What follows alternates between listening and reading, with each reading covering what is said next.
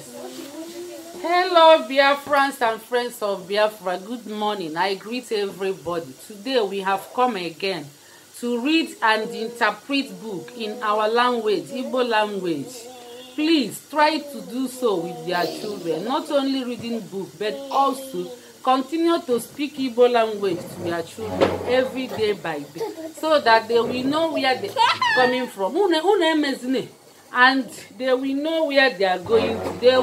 When they travel home, they will feel at home. They won't feel like foreigners in their father's land. Not only that, when they see their fellow Igbo brothers, they will know nothing binds people together more than language. When you see a person speaking the same type of language, you will feel at home and feel safe. Igbo language can never die away in our hands. Please watch us. This is the book called The Hair Love. One Hair Love. Hair Love. Bumite. Ntutu isi. One ntutu isi.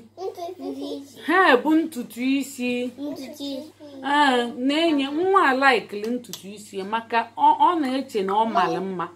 No, rapụ m aka n'isi, papa nnekwu, rapụ m aka n'isi, gebe ntị. Ị na-ebezi akwa papa, ibekwe na akwa. Na nwa ahụ chegodili cheli. Osi, my name is Zuri. Osi, afa m bụ Zuri. Kedu afia? Zuri. My name is Zuri. Ihe ọpụta bụ afa m bụ Zuri. And I have hair that has a mind of its own. Osi no nwere ntutu mara mma. It kinks, coils, and is very beautiful. Osi no mara mma nke ukwuu. Na-ege ntị. Unu emezina ihe ahụ unu na-eme, na-ene n'anya n'akwụkwọ. Oke nwa, dobe nke emechaa agụọ ya, emechaa agụọ nke. Imezina ebiko. Agidigba nwa, ị na-akwa anụ iwe, ị naghị anụ iwe, anyị abịara igwuli egwu. Mma ewesekwe gị iwe, ọ bụrụ na ị chọrọ ige m ntị, mwose gị iwe. Ngwa, n'ebe Zuri, n'ebe edie, ka ebe bụ bed n'Igbo? Akwa.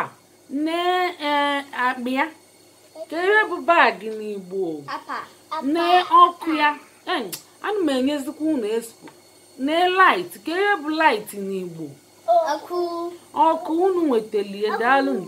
N'ebe ọ kwasacha ihe, nkwasa ihe n'ụlọ ọ na-adị mma.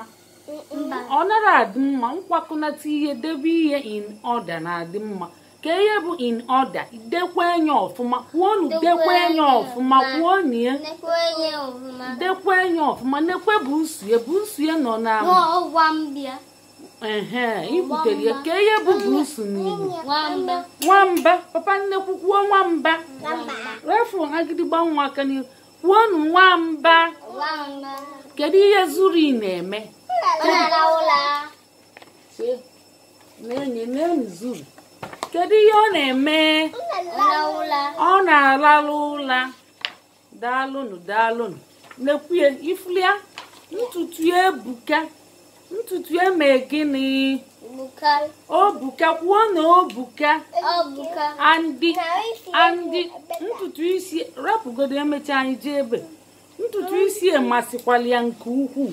Nya, ọ na-enye ya obi aṅụrị. Kwuo na ọ na-enye ya obi aṅụrị. Daddy tells me it is beautiful. Ọ sị na papa ya siri ya gịnị? Na ọ mara mma. That made me proud. Papa nnekwu ihe akụkwanụ m aka n'anya, debe n'aka nwayọ. Ọ sị na ihe a na-eme ya ọ dị gịnị? Proud. Ọ sịkwa I love that my hair. Let me be me. Ọ sị na ọ laikili ntutu isi, na ọ chọkwa ịdị ka Chukwu si kie. Ya bụ let me be me. Wonu let me be me. Ọ sị ka ndịkwa ka Chukwu si kee mụ. And ọ na-adị mma mmadụ ịrapụ onwe ya ka Chukwu si kee nye. Ịghọtago?